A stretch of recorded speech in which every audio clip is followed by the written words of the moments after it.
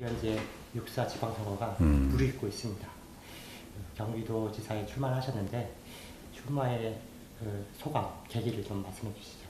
작년에 나온 걸 보면 지난 8년간의 1인당 지역경제 성장률이 경기도가 6개 광역경제권 중에서 꼴찌를 했어요. 그러다 보니까 일자리가 2006년에는 한 해에 18만 개가 일자리가 늘어나서 전국 일자리 증가의 62%를 차지했는데 작년에 그게 3분의 1로 줄었어요. 6만 5천 개로. 그리고 전국에서 차지하는 비중도 17%로 떨어졌어요. 이게 바로 재정 위기로 나타나서 작년에 1조 5천억 원의 세수 결함. 그로 인해서 IMF 이후 최초로 감액 추경을 했거든요.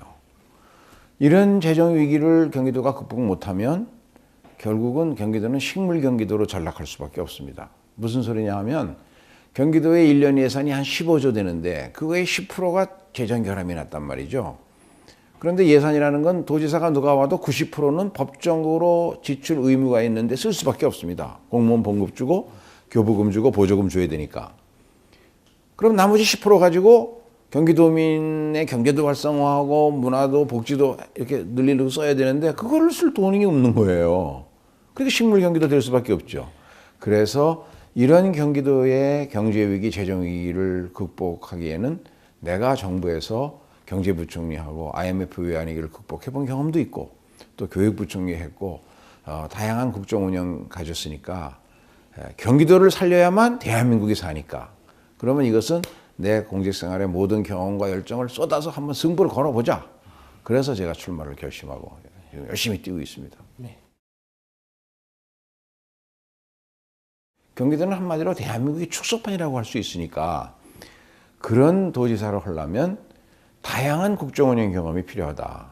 근데 저는 청와대 김대중 정부 시절에 청와대 정책기획수석 그리고 국무조정실장이라는 조정 역할을 해보고 또 참여정부에 와서는 경제부총리, 교육부총리를 지내면서 차관급 이상을 5번 하면서 정부 내에서 많은 국정운영 경험을 겪었고 또 정치권에 들어와서는 정책위 의장, 또 최고위원, 원내대표 이런 자리를 지내면서 다양한 국정운영을 겪었기 때문에 그런 점에서도 현재 8명의 후보 중에서 누구보다도 더 풍부한 국정운영 경험이 있다. 이 두 번째. 그다음에 마지막으로는 모든 정치인이 자기가 가장 뛰어나고 훌륭하다고 말로 할 수 있습니다. 그러나 그런 점에서 정치인은 다 말꾼이죠. 그러나 저는 도민들은 누가 진짜 일을 잘할 사람이냐 하는 일꾼을 뽑으려고 할 겁니다. 저는 그 점에서는 지난 10년간 정치하면서 또 공직생활에 있는 동안 경기도를 위하여 당신은 무엇을 했는가 라는 성적표를 가지고 도민의 심판을 받을 필요가 있다고 봅니다. 그 점에서도 저는 다른 후보보다 앞선다고 생각합니다. 저는 우선 경기도의 LG 디스플레이가 오랫동안 인가를 못 내고 저 중국 상해로 떠나려고 하는 것을 제가 경제부총리 시절에 경제부총리 되자마자 참여정부 내각 1호 결정으로 인가를 해줘갖고 노무현 대통령을 설득해서 인가를 해줘서 지금 LG 디스플레이가 세계적인 기업이 되지 않았습니까? 또 삼성전자 화성공장, 기흥공장이 증설 투자가 필요할 때 쌍용 자동차의 평택 증설 투자가 필요할 때 그때도 정부 내에서 많은 의견이 있었지만 제가 경제부총리에서 인가를 해줬습니다.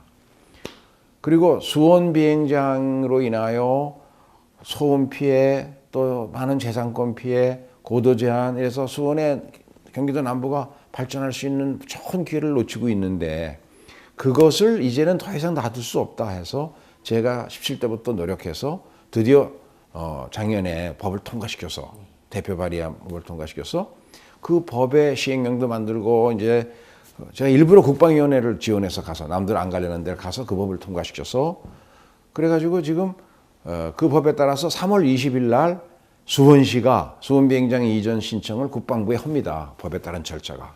그러면 이제 이전이 시작된 거죠. 그래서 이런 것들이 구체적인 이제 실적이고 성적표이기 때문에 그런 거와 함께 평가를 해달라 그래야 도민들이 평가받을 수 있지 않겠느냐. 그 점에서도 제가 앞선다고 생각합니다.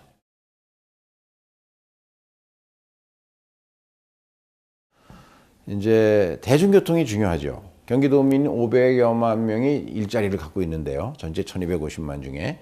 그 중에 125만 명이 매일 서울로 출근하는데 평균 출근 시간이 1시간 이상 걸린다는 거죠. 1시간 이상, 평택이나 이런 데는 막 2시간씩 걸린다는 거죠. 1시간에서 2시간. 그럼 하루에 2시간에서 4시간을 출퇴근하는 데 쓰면 그 삶의 질이 형편 무너지는 거죠. 그래서 이제 젊은 사람일수록 그거를 굉장히 우선순위를 두는 거예요. 그런데 이제 우리 당의 다른 후보들은 버스 하나만 얘기해요. 버스를 공영경제로 해가지고 하자, 또 준공영제로 하자, 이런 주장하는데 저도 그걸 동의합니다. 버스는 준공영제로 가되, 그러나 그것만 갖고는 안 된다. 버스는 아무리 돈을 뭐 받고 안 받고 떠나서 편리하게 해줘도 시간을 단축하는 건 버스로 안 된다. 왜냐하면 도로가 막히니까. 도로를 아무리 만들어도 차가 계속 늘어나니까. 그래서 결국 시간을 단축하는 것이 시테크가 중요한데 그거는 철도밖에 안 되니까 대중교통은 지하철과 버스 2개의 날개로 날라야 하고 2개의 바퀴로 굴러가야 된다. 그래서 저는 지하철이 중요한데 지하철 1호선부터 9호선을 그물망처럼 경기도 전역에 끝까지 연장해라. 이런 큰 원칙을 제가 오래전부터 주장했는데 그게 이제 거의 실현이 돼가서 한 60% 이상은 완공이 됐고 그 다음에 나머지 한 30-40% 남았습니다. 경기도 북부와 동부를 중심으로. 그런데 빨리빨리 하자. 그 다음에 이거를 급행도 함께 하자. 지하철 9호선이 강남역에서 여의도까지 오는데 17분밖에 안 걸립니다. 그러니까 급행으로 해야만 경기도 북부에서 시청까지 오는데 30분 내에 오고 경기도 남부 웬만한 도시에서 강남역까지 가는데 30분 만에 가야만 이 교통 문제가 해결되거든요. 그러면 기준 시간이 30분이고 좀 길어도 1시간 내에는 직장에 갈 수 있으니까 그게 이제 제 교통 정책의 골격입니다. 제가 청와대 정책기획수석으로 있을 때 복지가 비용이 많이 드니까 제가 김대중 대통령한테 건의해서 이거 전달체계 점검을 한번 해봐야 되겠다. 그래서 둘씩 짝을 지어서 전국에 실제로 돈이 어떻게 쓰이는지 가봤습니다. 그런데 제가 갔었던 곳 세류 이동 철길가에 가장 열악한 그런 움막집 촌인데 거기 가봤더니 어떤 젊은 남자가 결혼을 했는데 정신질환에 걸리고요. 그리고 고관절을 심하게 다쳐가지고 거동을 못해요. 그런데 갓난아기가 딸렸어요. 부인은 도망가고. 그런데 이제 기초생활보호 대상자가 돼가지고 한 달에 30만 원씩 그 당시에 30만 원 줬어요. 30만 원씩 지급하면 그 운막촌에 개척교회 하시는 목사님 내외가 이 젊은이에게 그냥 7, 8개월 동안 밥만 해다 주고 생명만 연장해 온 거예요. 근데 제가 가서 보고 느낀 것이 누가 책임 있는 사람이 딱 와서 한 번만 보면 우선 아이를 격리시켜야죠. 그렇죠? 아이를 격리시켜서 시설로 보내고 그다음에 그 젊은이는 고관절을 먼저 치료하고 그래서 움직일 수 있게 한 다음에 그다음에 정신질환을 고쳐서 사회에 복귀를 시켜야 되는데 진정한 의미의 복지는 사회에 건강한 사람으로 복귀시키는 게 중요한데 근데 그거를 돈은 쓰지만 아무것도 안 하고 그냥 8개월 동안 내버려 두는 거죠. 그런 거 이후로 세모녀 자살 사건 같은 게 나는 겁니다. 그래서 우리 사회의 많은 자원봉사자들도 아무도 안 내주는 사람 없으니까 교회가 하는 비교적 편한 그런 이제 사람들한테 가서 봉사했다고 종교적으로 만족감 얻고 그냥 마는데 기왕이면 기왕 봉사하는 거를 제대로 하게끔 해주면 더 보람이 있고 그래서 그걸 연결시켜 주자는 거죠. 그래서 저는 이제 기준을 조례 같은 걸 만들어 가지고 그 조례에 따라서 각 시가 자원봉사자들을 얼마나 활용하느냐 이거를 채점표를 만들어서 채점을 해가지고 그것을 잘하는데 예산을 더 배정하려고 합니다. 그래서 어깨동무복지가 활발하게 일어나도록. 그러니까 실질적으로 제가 갖고 있는 슬로건 하나가 오늘도 아까 기자회견하면서 그 얘기했습니다만 실천이 개혁입니다. 실천이 혁신이고요. 실천되지 않는 거는 암만 얘기해도 그건 말뿐이죠. 사람들한테 괜히 기대만 부풀리는 것이지 실천을 해야 되거든요. 실천 가능한 계획. 그래서 복지의 증대도 최종 수요자 입장에서 확실하게 개선될 수 있게 해줘야 된다. 행정을 오래 해봤기 때문에 저는 그런 믿음이 있습니다.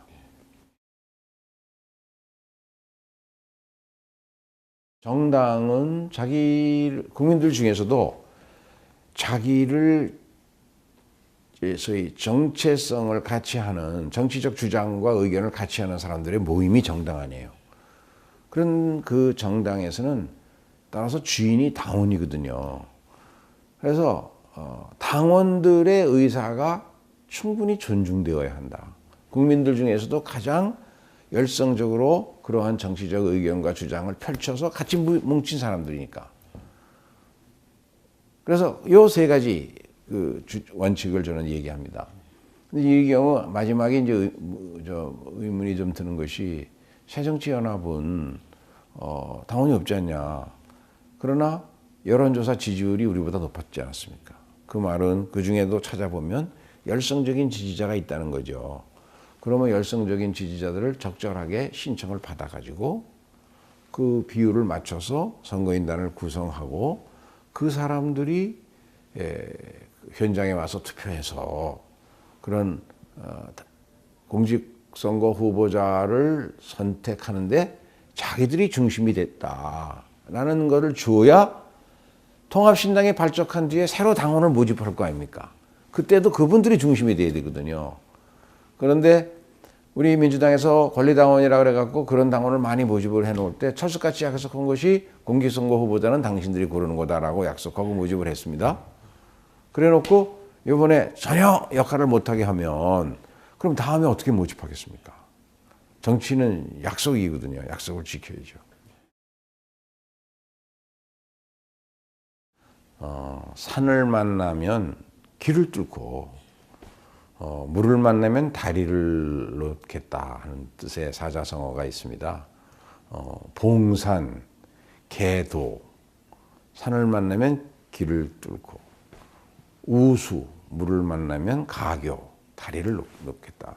이것은 세상에 불가능이라는 건 없다. 어떤 의지를 가지고 뜻을 같이 하는 사람들과 최선을 다해서 노력하고 나아가다 보면 반드시 이루어질 수 있다라는 그런 확신을 가지고 살아야 된다. 그래서 저는 적극적이고 긍정적인 자세로 도전하면서 사는 그런 정치를 지금까지 해왔습니다. 경기도의 경제가 아주 어렵고 재정은 위기를 겪고 있습니다. 저는 준비된 경제도지사로서 경기도의 경제를 살려서 경기도에 좋은 일자리와 강한 중소기업이 넘쳐나는 강한 경제, 그리고 튼튼하고 강한 재정, 이것을 바탕으로 해서 경기도의 복지와 문화와 교육이 강한 그런 강한 경기도를 만들어서 경기도가 다시 대한민국을 G7 진짜 선진국으로 이끌어가는 기관차 같은 역할을 할 수 있는 준비된 경제도지사가 되겠습니다.